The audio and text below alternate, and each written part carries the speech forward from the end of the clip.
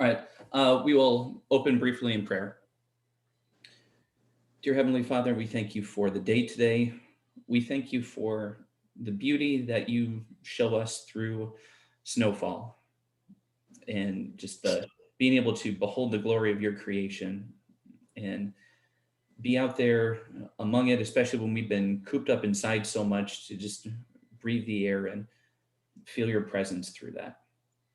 Yes, today that you open our hearts to accept you as the sovereign Lord and to see your wisdom and your glory and your power and the way that you declare the end from the beginning. Open our hearts, soften them, Lord. Take out our heart of stone, give us a heart of flesh, that we may hear and we may turn and we may believe. In Jesus' name, amen. Okay, good morning, everybody. We are on week 3. Is that right? Yes, week 3. Couple housekeeping items before we get started. I had been told that there is a birthday present here, and I believe that's Joy Reedy. Would that be correct? So, happy birthday to you, Joy. I would have us sing, but singing over Zoom is a miserable experience. So we can all sing muted, but I did want to acknowledge that. So happy birthday. I also wanted to show everybody before I get started, my dear daughter Joelle, just a few minutes ago before I started, she had drawn a picture and she ran in here to give it to me. She did this all on her own, but I thought it was absolutely wonderful. Crossing the hearts and all that. And so I wanted to say thank you, Joelle. I know you're downstairs and you could probably hear me even though I can't see you. But I thought that was very sweet. So, okay, I'm going to share my screen here, and we are going to get into the model of God's decree, one that I am expecting there to be a good amount of discussion on. I'm glad I have a co-presenter, Larry, but this will be a good one. I think for some people, this model is the air they breathe. This is the theology that feels very familiar, and to others, there's anaphylactic reaction to this sort of model. And so I hope that anybody, regardless of your orientation towards it, approach it with an open mind. It is very, very prominent in church history, and there's a reason for that. So we're going to cover. I'm going to give you another pop quiz. I liked the polls last time. We're going to do some more polls. There's going to be 3. 2 of them are the same at the beginning and at the end. So we're going to do that at the start. We're going to get into a definition of what this view is. We're going to look at the biblical data in favor of this idea of God's decree being the way by which God knows the future. And a couple sub bullet points I want you to watch for. The biblical data supporting that God is the sovereign over all of history, and God has a holy and just purpose in everything that happens. So those are, as we go through, those are going to be the 2 points to watch for. And then we're going to go through, once again, I'm calling it the theological stress test, answer some of the questions that typically come up related to this, which is if you accept this, does it make God the author of sin? And then the other one, if God decrees everything, but don't we have free will? And how does that work? So we're going to go through some of those questions. Quite honestly, there was a part of me that wanted to do an entire 5 or 6 week series on this exact topic. And instead, we're going to do less than an hour. But so we'll get through some of it. I think in some of the later classes, many more of these issues will come up. And so it won't be the last that we hear from this perspective. So pop quiz, you're going to get a survey come up in a minute. And I'm going to have you answer 3 questions. These are not intended to be trick questions. I do want to put that out at the beginning. You're going to get 3 questions. We're going to look at the results, and then we're going to have another one on one slide that's just one question. These kind of build on each other. So the first question I want you to answer, is God free? Most it's just a yes or no. The next one, am I free? Again, the question, just yes or no. And then the third one, are my will and God's will always aligned? Again, a yes or a no. Like I said, these aren't intended to be trick questions. So Julia, you can go ahead and launch that poll whenever you get a chance. All right, you two stragglers, you got 10 seconds. If anybody was paying attention to Steve this morning, they have an answer for number 3 already. Like I said, these weren't intended to be trick questions here. So, all right. And let's go ahead and end the polling. We'll hit share results. All right. So we have, is God free? Most everybody. Am I free? Most everybody. And the one that there's unanimity around, are my will and God's will always aligned? So yes, we listened to the sermon this morning. So these are the consensus answers that I think most people would give. So now I want to take this and say, if you are in the majority and you've answered, yes, God is free, yes, I am free, and no, my will and God's will are not always aligned. So let's think about that, build on that, and answer this question. When my freedom opposes God's freedom, I want you to choose between my freedom wins or God's freedom wins. So this is, the idea that you can conceive of philosophically an unstoppable force. You can conceive of philosophically an immovable object, but you can't conceive of the same universe having both an unstoppable force and an immovable object. The two things actually can't coexist. So I am free, God is free, but we don't always agree. So the question here is going to be, when my freedom opposes God's freedom, whose freedom wins? And you can go ahead and launch the poll there, Julia.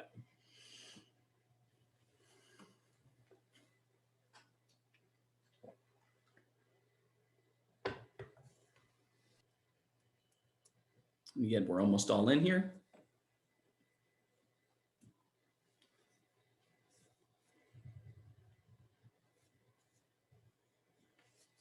All right, we can go ahead and end the polling.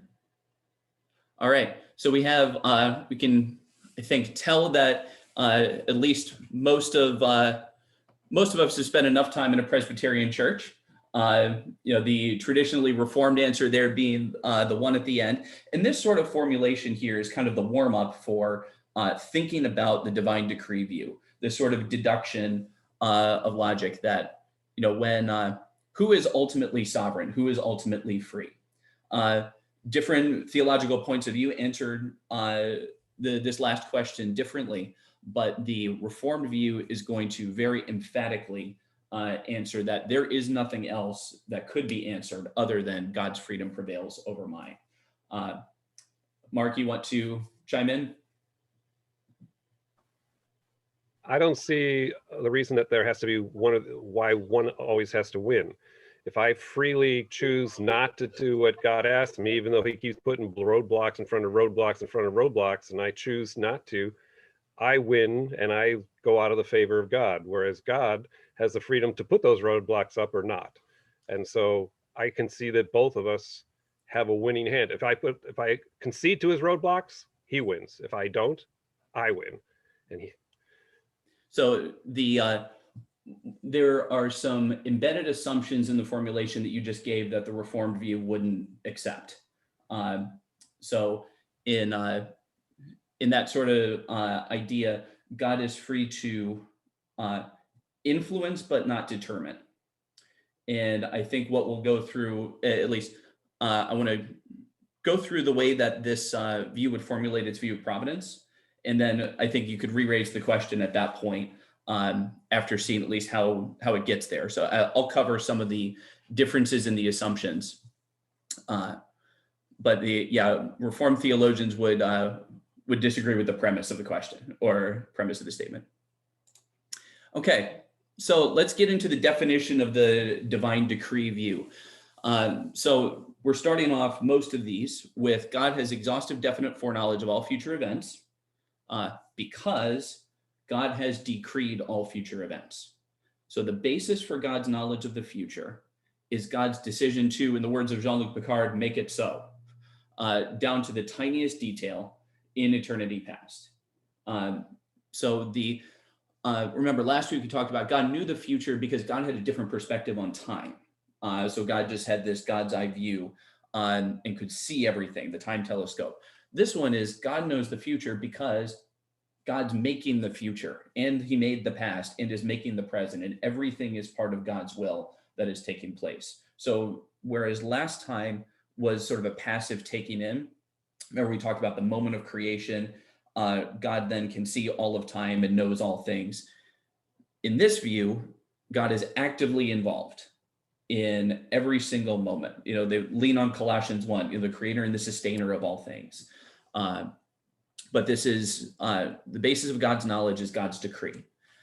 So this is also known by names such as meticulous providence. And I like the word meticulous there because it gets down to the level of detail that God's providence is supposed to be acting on. It is very finely detailed. You'll also hear this called the Augustinian or the Calvinist view. So this sort of point of view didn't originate with Calvin, though it's associated with Calvin and Calvin's soteriology. This would go back to Augustine, and frankly, there were some antecedents to that too. But Augustine did a lot of, I think, the best and most complete formulations of this point of view. So, like I was just saying, it's part of the Reformed systematic theology, at least as we know it. And it's very intertwined with the view that God sovereignly elects those who will be brought to faith in Jesus and those who will not. So you can see how that the view of Calvinistic predestination is associated with this point of view. It's God's eternal decree. So therefore, you're going to find this as the dominant view in Reformed or the Calvinistic tradition. So that would be Presbyterians. So folks, at least our denomination's history references the confessions, and we'll look at one of them, the Westminster Confession. It references the confessions that state this point of view.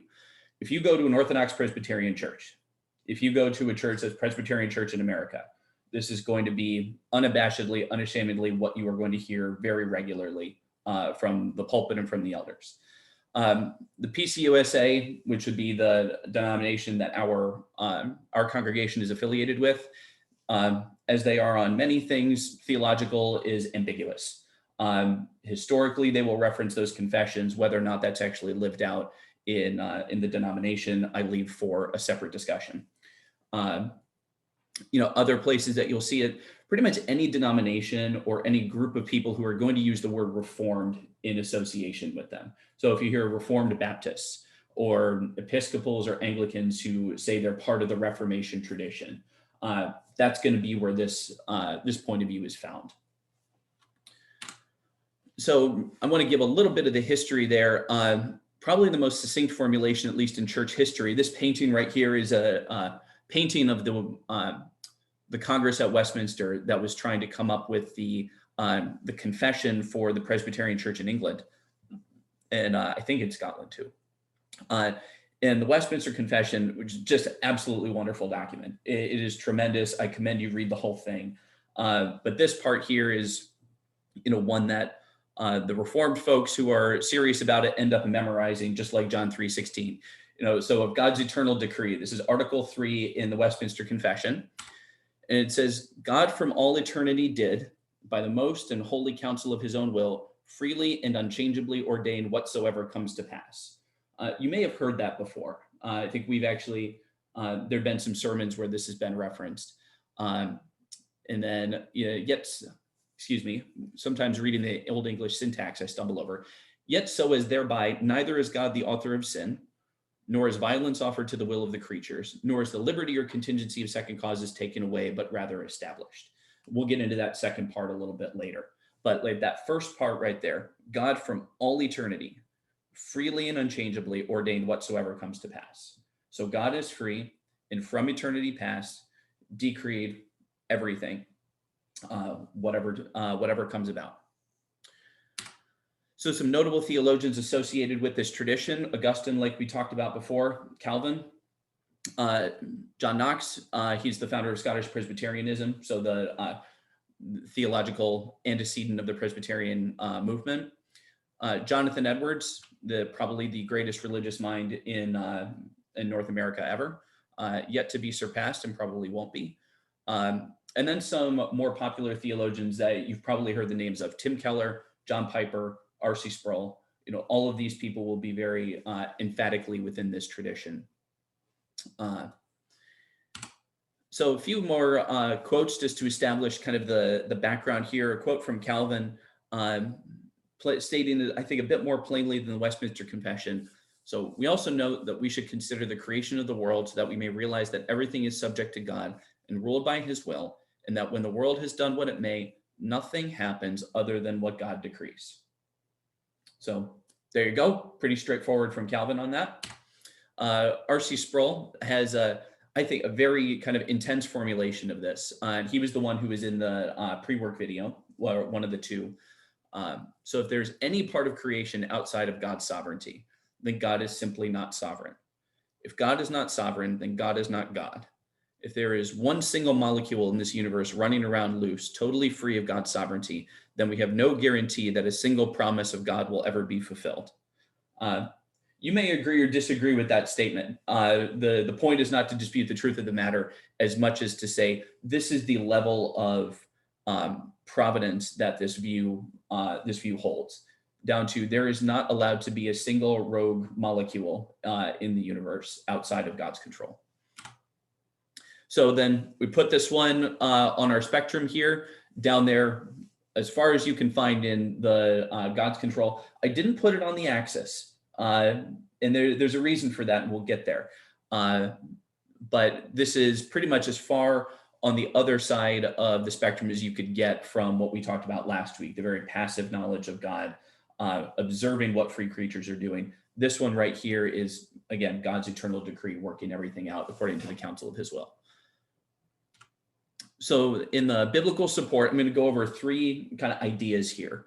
The first one we'll go through. Many texts say that God exercises his decree over all of history. So that's going to be the first theme. The second one, and we're going to spend a little bit of time on this. In a single action, we see two intentions. One of them is a good purpose of God, and the other one is the evil purpose of humanity. So this is where we'll get through why this matters, but it's sort of anticipating an objection, which is, well, but these bad things happen, and God doesn't cause, like, God is not evil. So when there's evil, it can't come from God. And so this view develops some of these passages from Scripture and talks about how God can have good intentions despite the evil intentions of human beings within a single action. We're going to go over, I only really have time for one example. We're going to go over the story of Joseph and his brothers in Genesis 37 through 50. And then the last one, God's prophecies come true despite all of the free choices that are required for them to come about. So in certain prophecies, there are, when you really break it down, there are so many human decisions that have to go into those prophecies coming true.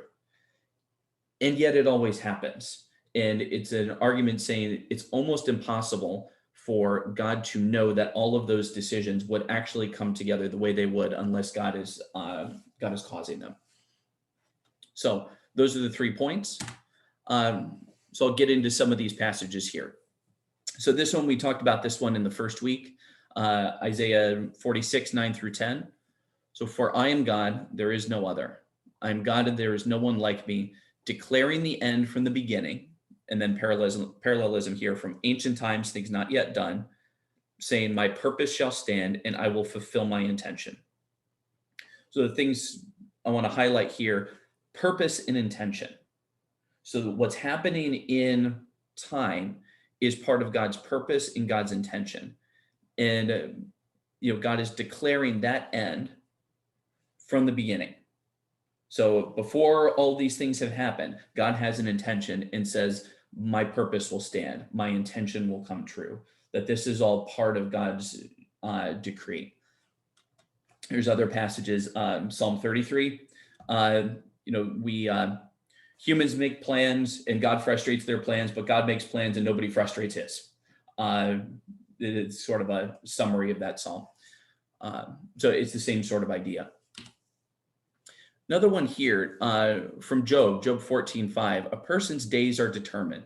You've decreed the number of his months and have set limits he cannot exceed. This is interesting, right? So, this is speaking to God. So a person's days are determined. Um, think of what that would mean. Like, play this out. Uh, so somebody passes from this world. Uh, why does that happen? Sometimes it happens at the hand of another person. Sometimes intentionally, sometimes not. It's not always murder. It could be somebody choosing to, take their phone out while they're turning and not looking and crash into a pedestrian, another car. Uh, how about something like the virus or natural disaster?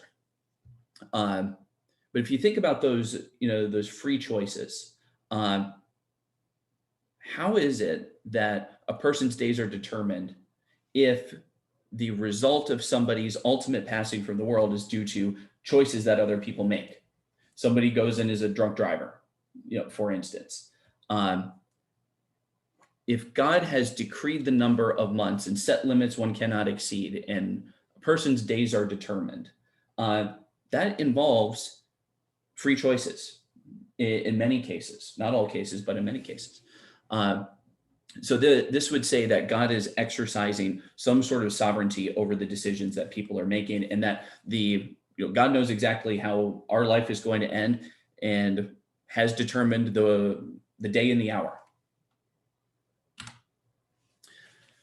Some other, I think, pretty plain descriptions of this: Ephesians 1:11. So in him, that is in Jesus the Messiah, we were also chosen, having been predestined according to the plan of him who works out everything in conformity with the purpose of his will. My emphasis here, I think, is going to be a little bit less on that word predestined, even though it's important, than in the second part here, who works out everything in conformity with the purpose of his will. So the purpose of God's will is what everything is in conformity with. So this goes back to our very first question. I am free, God is free.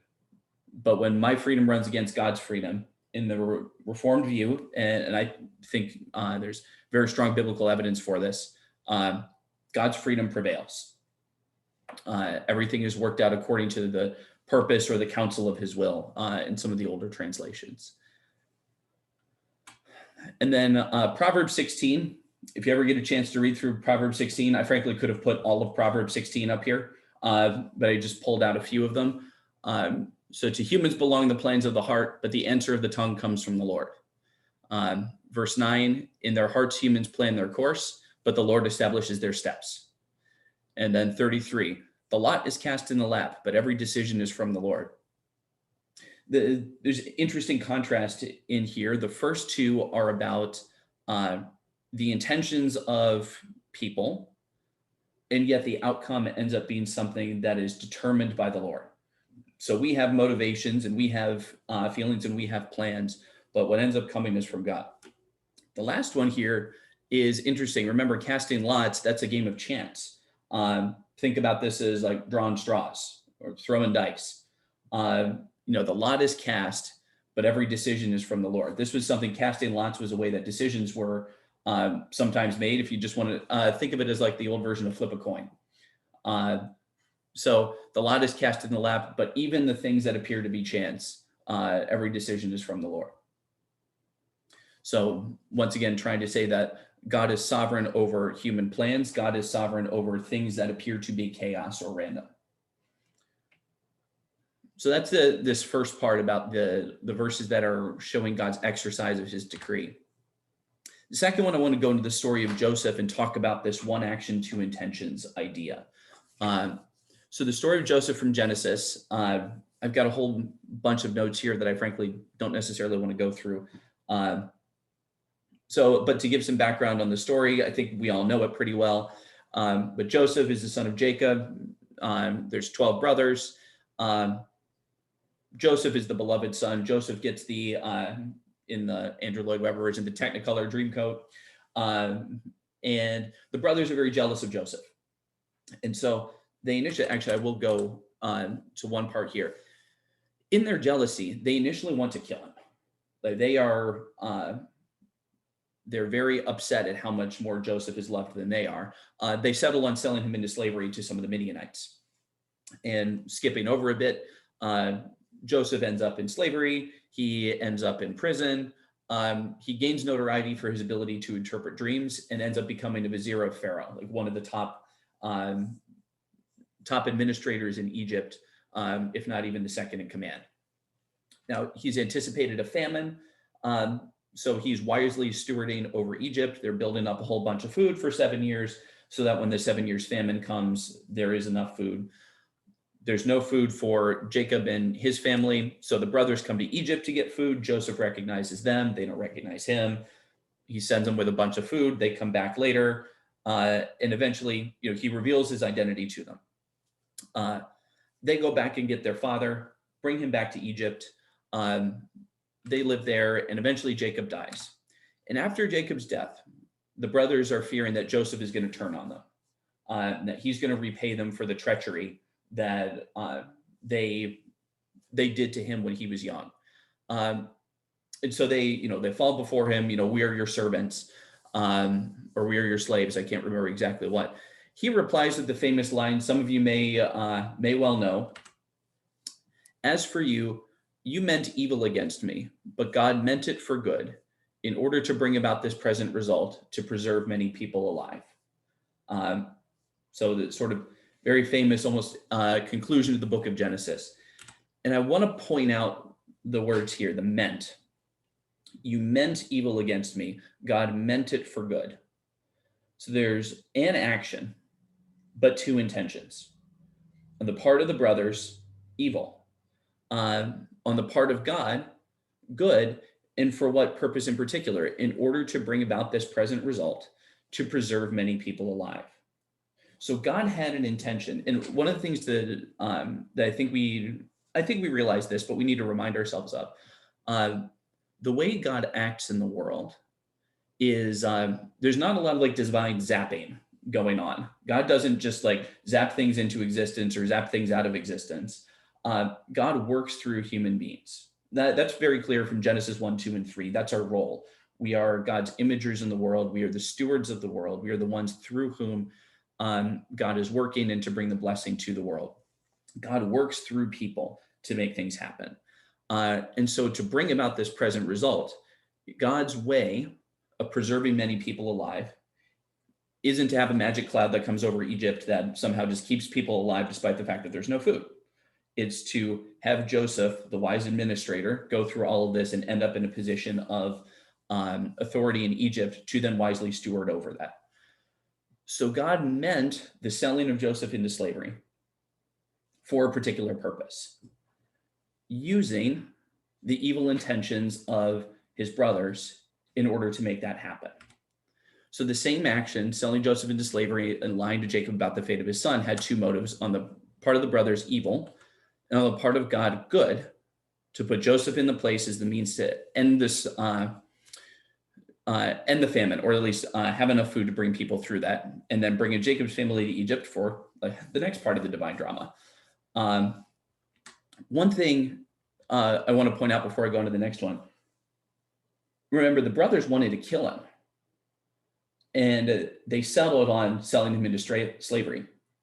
If they had their totally autonomous way with it, Joseph would be dead. But God couldn't allow that. God needed Joseph to go on this mission that he was going on. And so God restrains them and sells him into slavery rather than the commission of murder against him. So the point is that God can have good intentions in evil actions. And some people can look at this and say God brought good out of evil. I don't really think that goes far enough. I think if you look at the text here, God had an intent in this. It's not, okay, they sold him into slavery, what am I going to do now?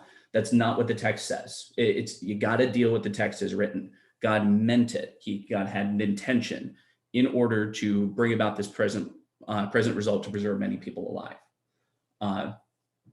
So that's that's that story. There's a few others of this. Peter's sermon in Acts chapter 4. So to to bring about what your hand had predestined to occur. The crucifixion of Jesus is another one where you see that. Isaiah chapter 10, where Assyria comes against Israel. We're going to talk about that one in a few more weeks, but those are probably the three most clear examples of this. The last one I want to talk about, don't worry, I'm getting to the point where you all can jump in, and I'm sure many of you want to. But hear me out through this last one on the topic of prophecy.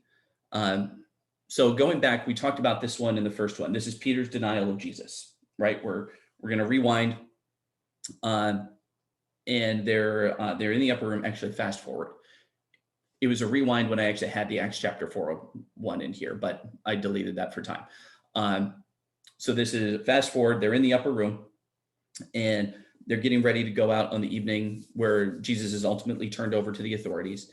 And, Peter says, though all become deserters because of you, I will never desert you.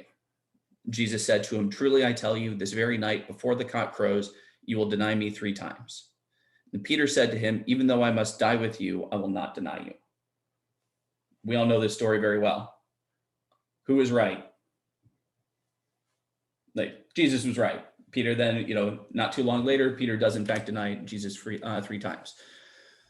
So the thing about this is Peter was truly free to not deny Jesus 3 times before the next morning. Then Jesus had made a false prophecy. And think of all of the human decisions that went into this happening. So first off, Peter makes the declaration, I will not deny you. And Jesus says, not only will you deny me, you're going to do it 3 times, you're going to do it tonight. He's got knowledge. Peter has knowledge of that statement from Jesus. So Peter had to choose to go somewhere where he could be challenged. Could have just hunkered down, could have stayed in, but Peter went out. Others who recognized him had to also choose to go to the same place. Many people, chose to go there. Some people chose to go to that same place. Many chose not to. People who recognized him had to, having no knowledge that this was going to happen, make choices to go and be in that place. When they recognized him, they had to actually choose to say something. They didn't have to.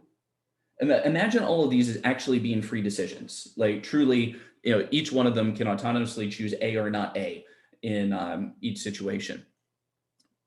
3 had to choose to challenge Peter. That was a duplicate bullet point that was supposed to take out. And then Peter had to choose to deny as opposed to affirm or avoid, despite being warned about it. And then I could have gone into many more things that had to happen, but these are just some examples of, of how, of all of the all the human decisions, I will say, that had to go into ultimately validating this prophecy. So even though Peter is told that the thing that he thinks he'll never do is actually going to happen, and there were many ways in which that could have ended up not playing out, it played out exactly as Jesus said. And I want to say, hopefully none of us think we would have done any better than Peter in that situation. I certainly don't. I'm pretty sure I would have done it just as much, if not more. All right, so the theological conclusions. According to this view, God knows the future. God can prophesy about the future because God has decided the future and works all things according to the counsel of his will. All things in this view means all things. No ifs, ands, or buts. Down to the molecule. Human evil, therefore, in this view, is part of God's plan. We may not know at the time or ever why God's plan includes it. But according to this view, God's purposes are always holy and good. Even if there are evil intentions on the part of human beings, God ultimately has a holy and good purpose in whatever comes to pass. This is the same thing for natural evil and suffering. God has a holy and just purpose. We may or may not know. God is God and we are not. And we just, we worship him as the sovereign. And oh yes, on the topic of human freedom too, this is associated with the Calvinistic and Reformed view of salvation. So the elect are chosen by God alone, saved by grace through faith, emphasizing faith as a gift from God, this not of yourselves, such that none can boast. So that's the summary of this view. So now I'm going to open the floor. Let's go.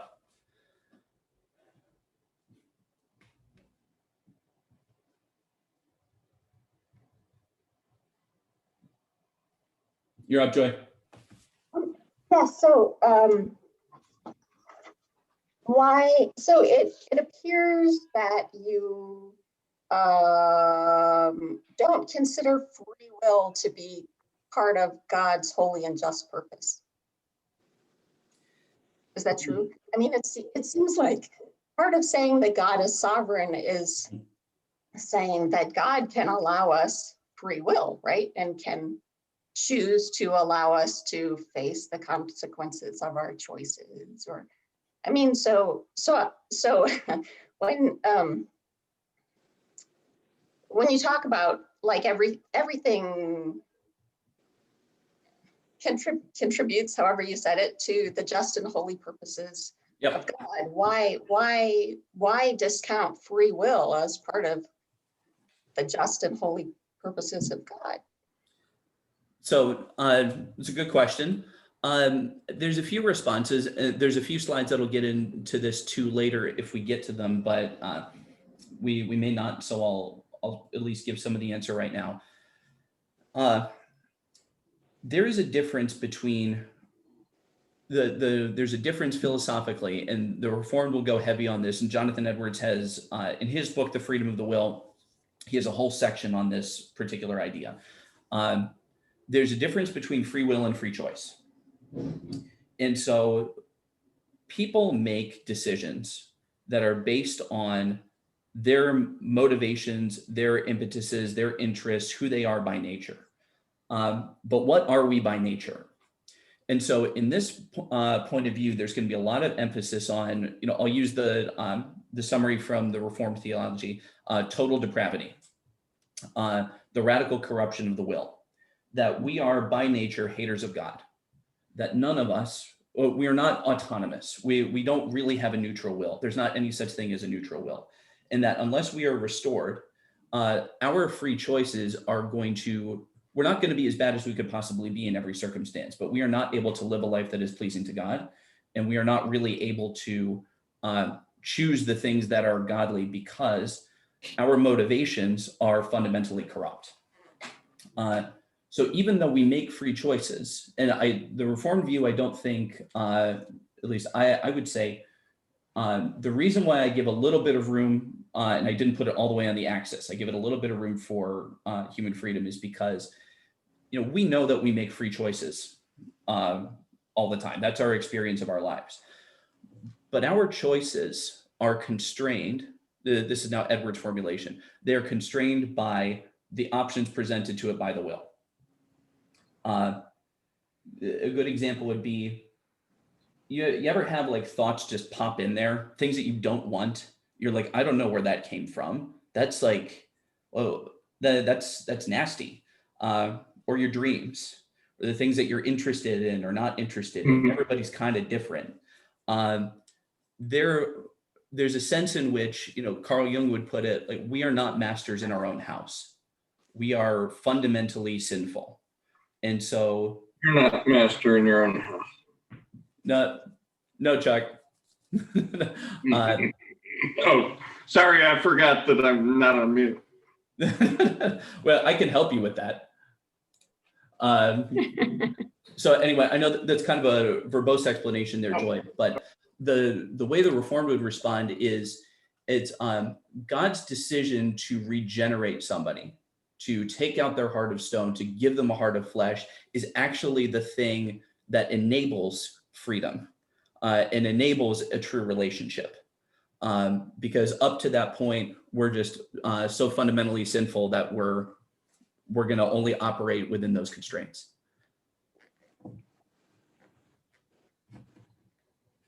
So we do have free what? Free what? Yeah, free choice would be the distinction that I'm going to make. It's sort of like if I were to deal out a deck of cards and ask you to pick a spade. You could pick a spade because it's an option there. I couldn't ask you to pick a blue card. You are operating, your choice operates within the constraints of whatever options you're given. So in order to pick the blue card, God has to come and regenerate the nature of the deck of cards and actually give you blue options.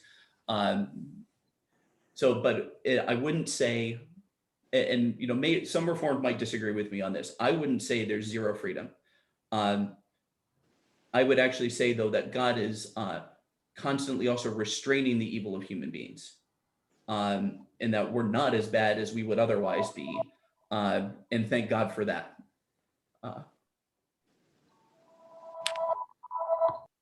Rob, you got your hand up? Sure. Can you hear me?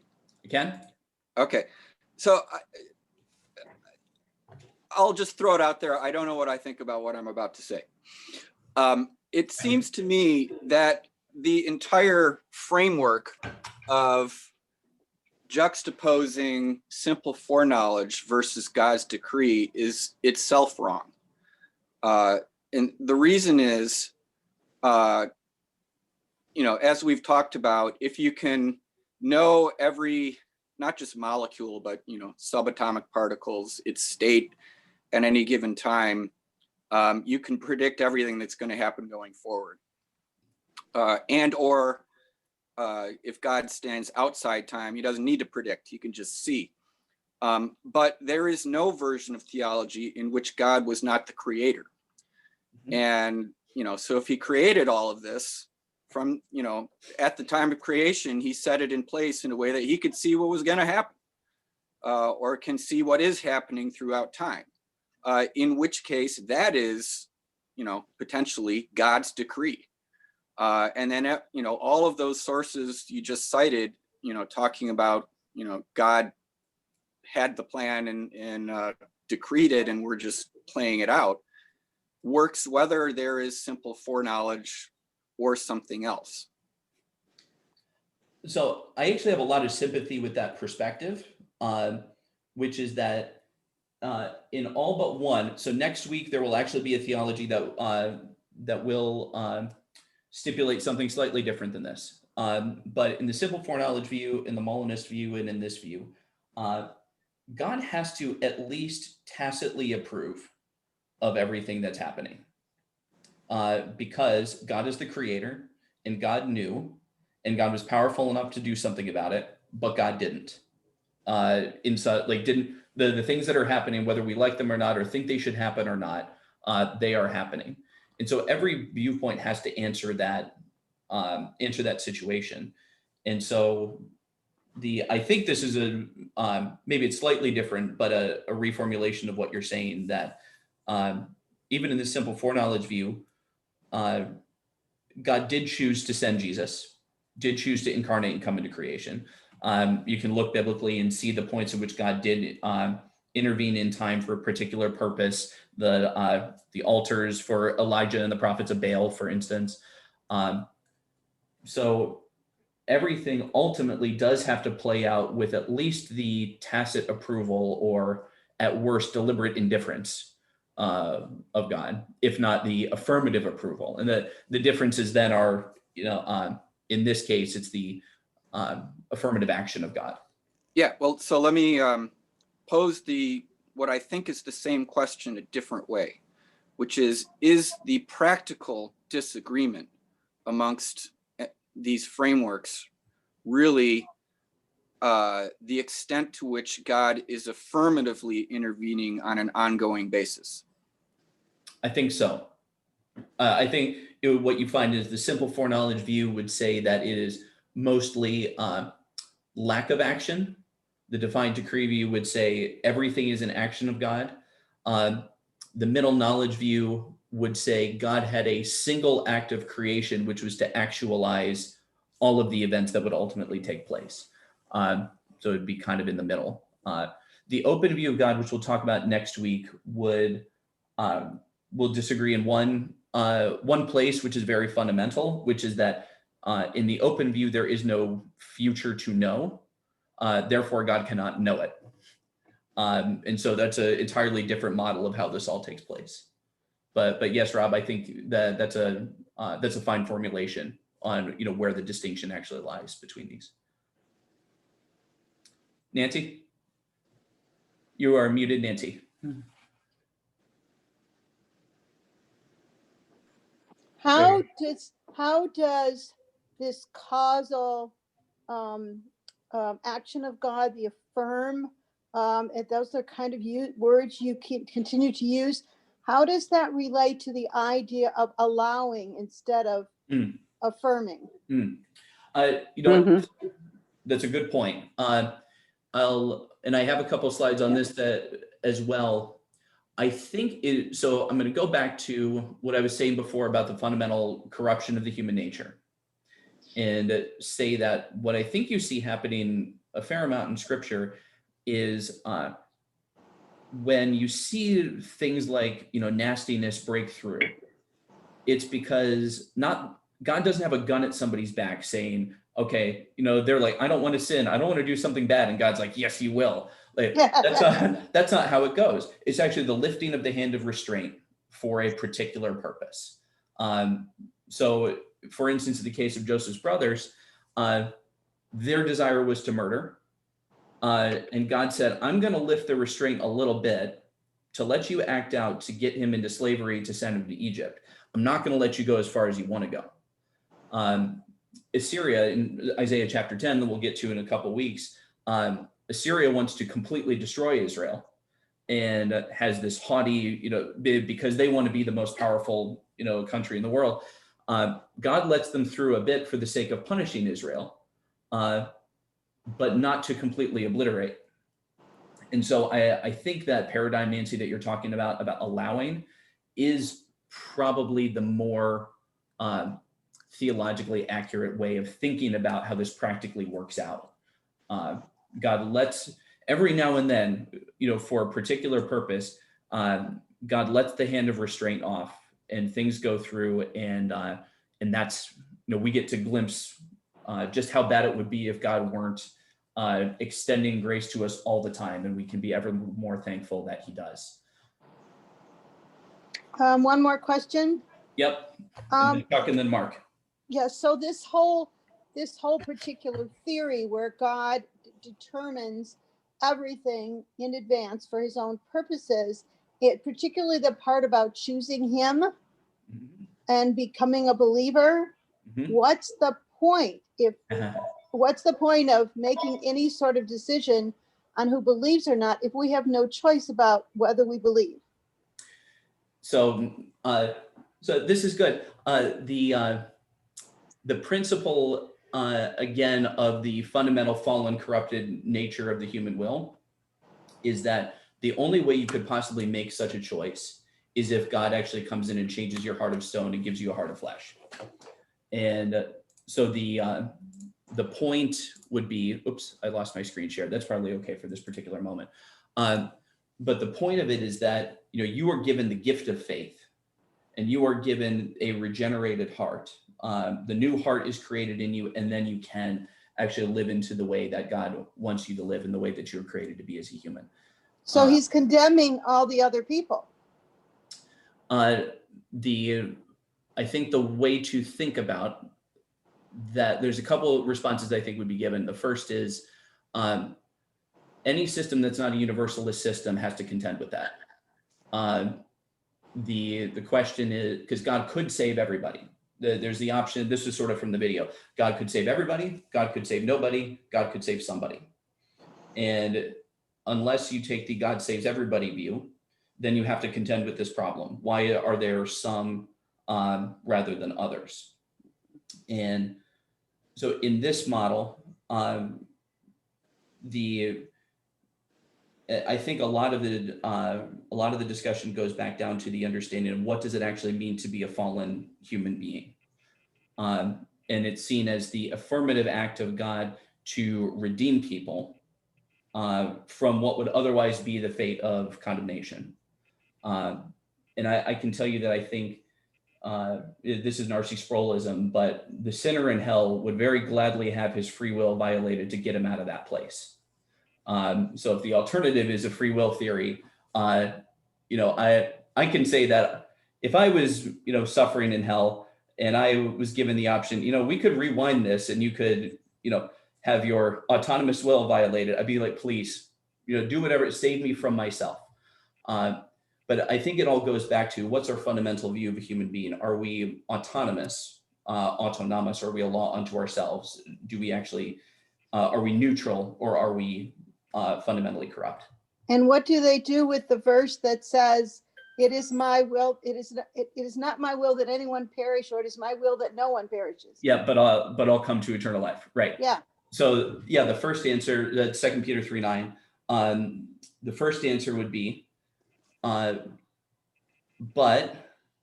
not everybody is. So once again, because not all are saved, even in the sort of free will system, you have to figure out, why is the idea of human freedom elevated to the point where God desires all to be saved, but God doesn't save everybody? It's still a problem regardless. And so then you have to say God's making an affirmative choice. In God is choosing to save people, or people are, people are. I don't want to say like saving themselves, because that's not exactly what the other point of view would think. But It's the will part that I'm really asking you about. God's will yes. that nobody perish, and yet he violates his own will by allowing people to perish. So the way that Calvin would describe it, the way that Edwards would describe it, and for the sake of time, I could add more in on this later. This is a good question. They would say there's a distinction between what's called God's prescriptive will and God's decree. So God doesn't want people to commit idolatry. God doesn't want people to murder. We see here. How about this? What would be a good example? Actually, I'm struggling for a good example right now.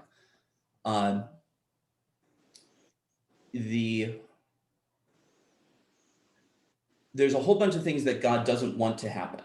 God doesn't want idolatry. God doesn't want murder. God doesn't want a whole bunch of these negative things to happen, and yet they still happen, and God is powerful enough to stop it. So it goes back to the justice of God, the theodicy. So why is that the case? And the Reformed would say that there is, the law of God that is made known through God's commandments. But there are also holy and just purposes that God has in letting those things out at particular points. And so they would say there's two wills of God, so to speak. There's the one that we know is the prescriptive will, but then there's God's decree in time. God doesn't actually approve of the brother's evil motivations, but God allows that action to go through for God's own purposes. So in the case of God's prescriptive will, you are not to be jealous. In the case of God's decree, that jealousy is used for a purpose. And so that it's sort of the distinction between the two wills. And I can do more on that. I can do a better job preparing an answer to that in a future week, because this is a good question, and I'm familiar with the doctrine superficially, but I don't have a good example off the top of my head.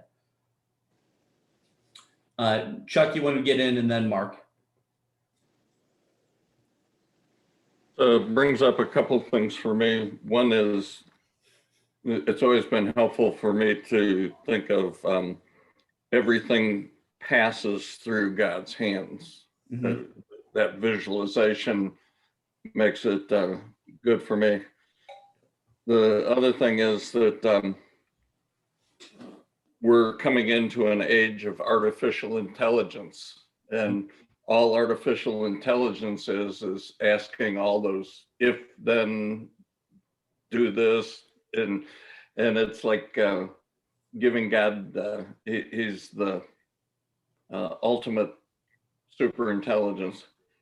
But the important question I have for you is, does he not constrain people that are not believers? In other words, are they out there able to do ill and all that kind of stuff, and that the Holy Spirit in us constrains us somehow? I would say there is so the distinction would be called common grace versus saving grace in Reformed theology. Oh, okay. common grace is extended to all, including those who do not believe. And that common grace includes, things like appreciating, the sort appreciating beauty and this feeling of that love is good and violence is bad, and restraining the evil of all people to some extent. You would then have in the life of the believer, when the heart is changed, you would have an even further extension of grace. So you would say that there is less constraint applied to the believer who is going through the process of sanctification, because less constraint is necessary, because that believer's will is being more and more conformed to that of Jesus. But there is a common grace that does exist in Reformed theology. Mark? Yeah, a lot has passed since my first Yes. comment.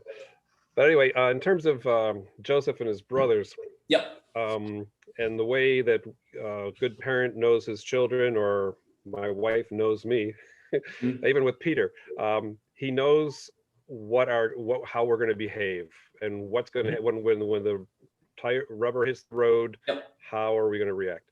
Yep. And so he had the one brother who was compassionate. Reuben was going to come back and save him and pull him out of the pit.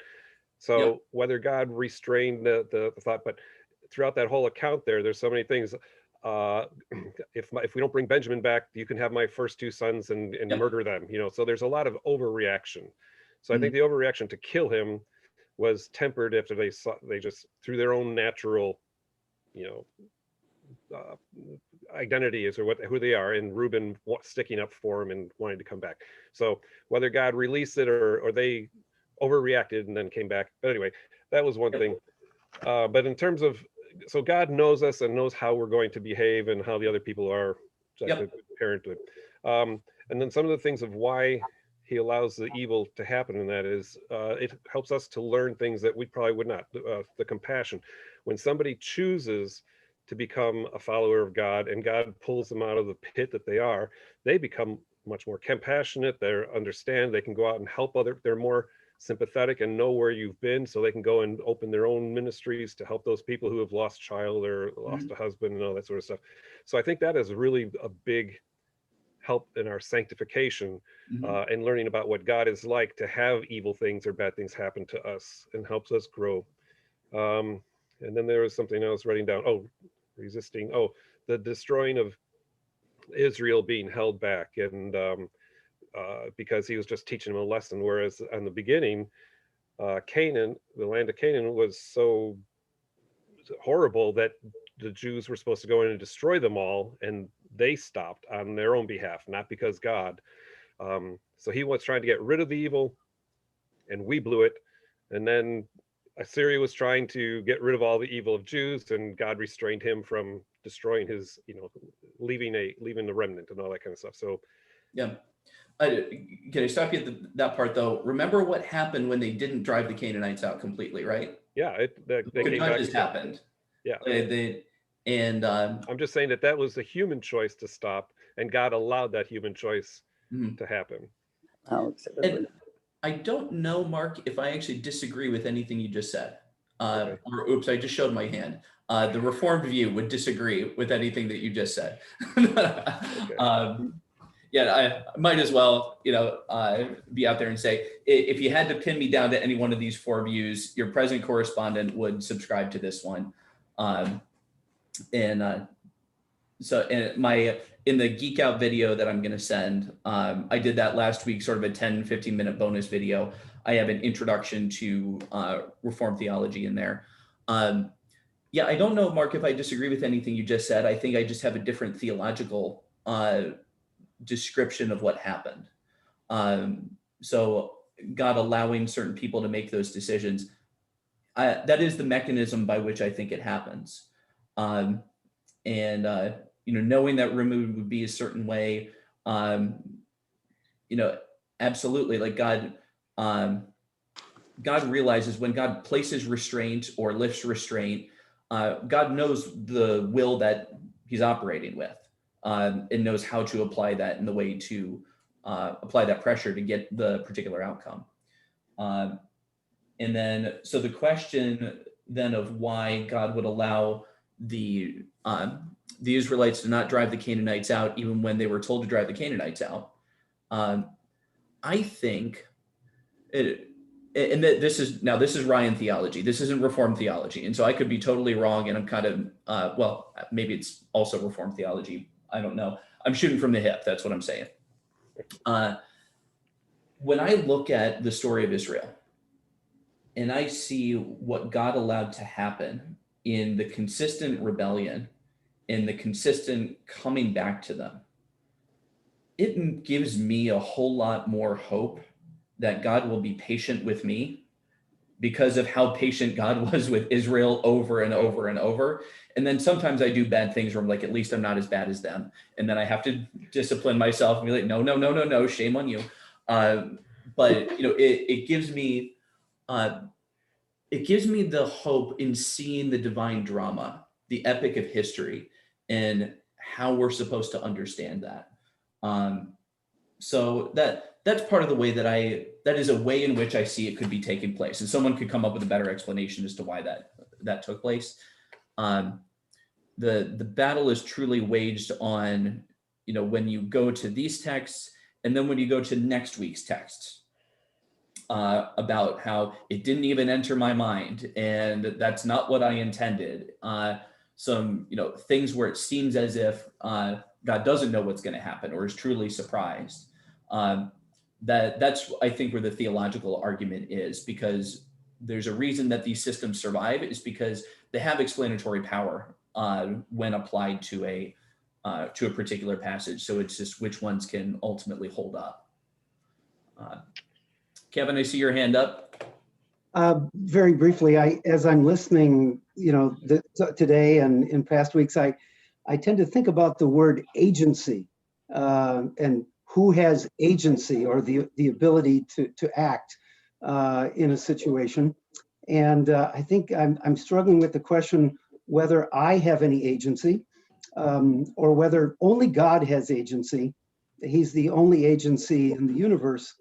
And as I'm pondering that, I'm looking out my window at this heavy snowfall, and I had no agency in starting that snowfall, and there's nothing I can do to stop it.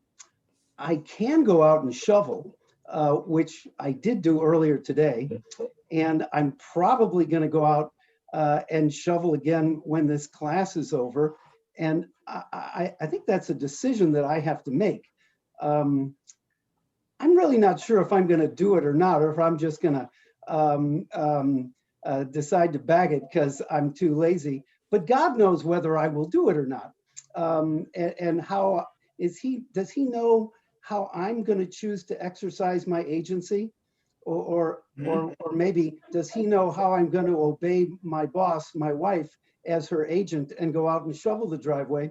Or is God exercising his agency because he's determining that I go out and shovel my snow? And I'm thinking about all these things in that very mundane context. And if I have no agency, then then nobody can blame me for not shoveling my driveway today. So I like the sort of banal example there, because what I think you illustrated was somewhat I was trying to get at earlier with choice operating on the options presented to it by the will, and you're verbalizing the conflict of your own will. Yes. Which is, you know, some people are super motivated to go out there and shovel the snow. There's actually some people who like shoveling snow. There's no question as to whether or not they're going to shovel the snow. And some days I kind of wish I was that kind of person. Other people have yet to shovel and won't, and are going to wait for their neighbors to come by with the snowblower when they're annoyed enough walking their dog. You know, you're describing the conflict, but you can't choose, or you're not choosing to have that conflict. That conflict kind of arises within you. They're like, will I, won't I? What's going to be my motivation? I don't know. Am I going to, am I not? And you're ultimately going to choose based on those, you know, those like multiple struggling personalities, to use the psychoanalytic way of talking about it within you. The psychoanalysis theory has this idea that there's multiple struggling personalities within you. And so you will freely choose whichever one feels right to you, but which one's going to feel right and why? And I don't think you're going to choose which one feels right and why. And that's the level upon which I think God operates.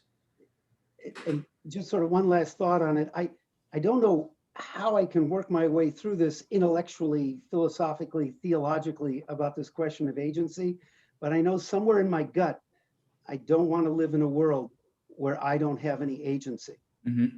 Either that I can't choose to do something Yep. positively, or that if I make poor choices, that it's not my fault. So just I'm going to move on to the last question here, but I'll say ponder this point I'm making a little bit more. I'm not saying you don't have agency at all, but what is your agency operating on? And are you autonomously choosing that, or are you just operating off of a set of givens in the first place? And I think that's where the philosopher would go on this one. Sounds good. All right, Mr. Rudzinski, last question. Yeah, this is so here is the context of my question.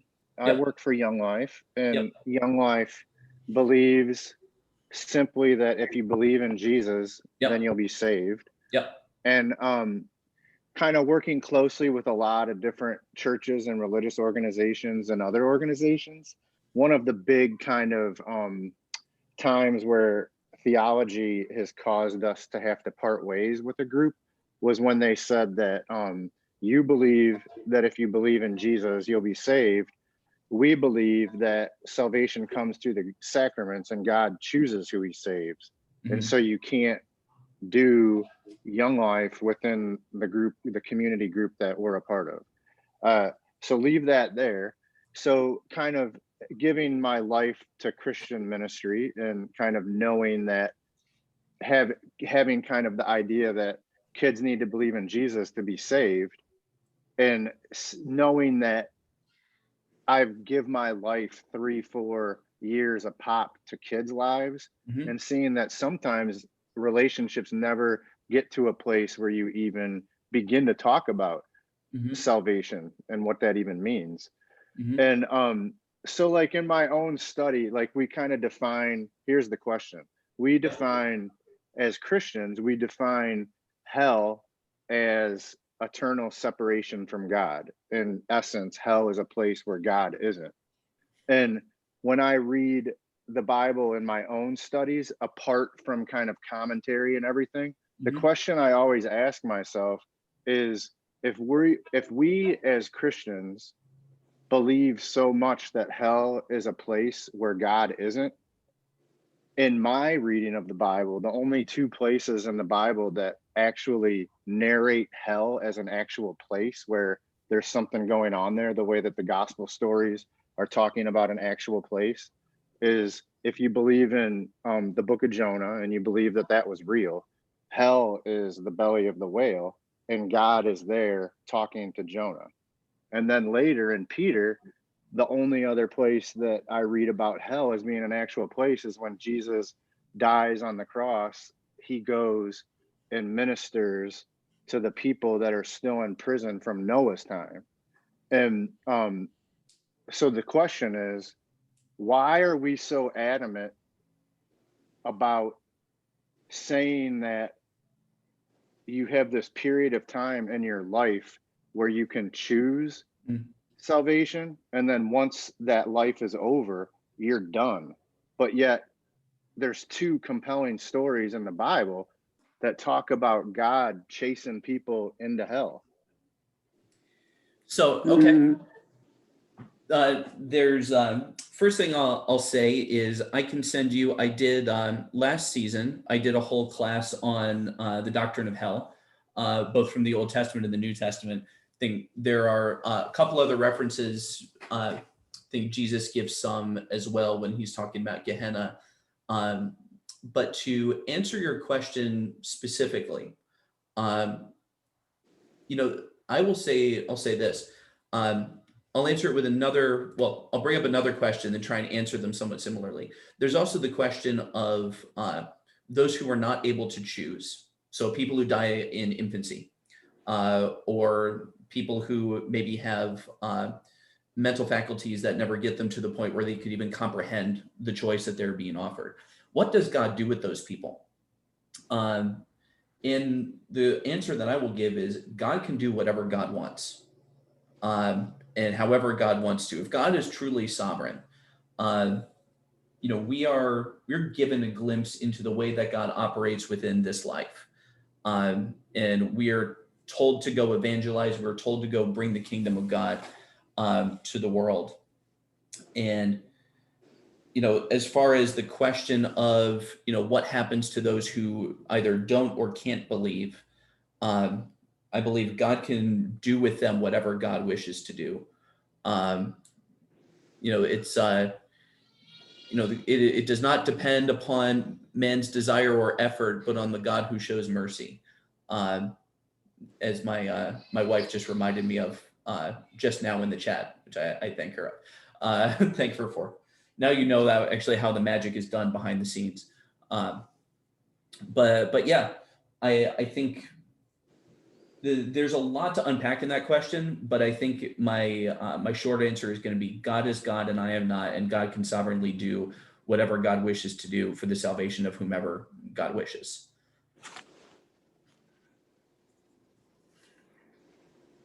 So, all right, well, I really enjoyed the discussion. It's fun to think that I might only have to prepare half as many slides as I typically do to go over time, but I like to be prepared anyway. We did end up covering most of what was going to be in the follow-up slides as well, but if you wanted to watch the rest of the deck and go through some of those questions about, is God the author of sin, and what does this mean for human freedom, you can see that in the video once I post it, as well as the introduction to Reformed theology in the Geek Out video, going through the solas of the Reformation and then the acrostic tulip that's associated with the doctrines of grace. But I thank you all for attending and for the fun discussion. We'll see you next week for the most unique view, I think, the open view of God, a God that has to react just the way that we react to accomplish God's purposes. So I want to say thank you all very much, and God bless.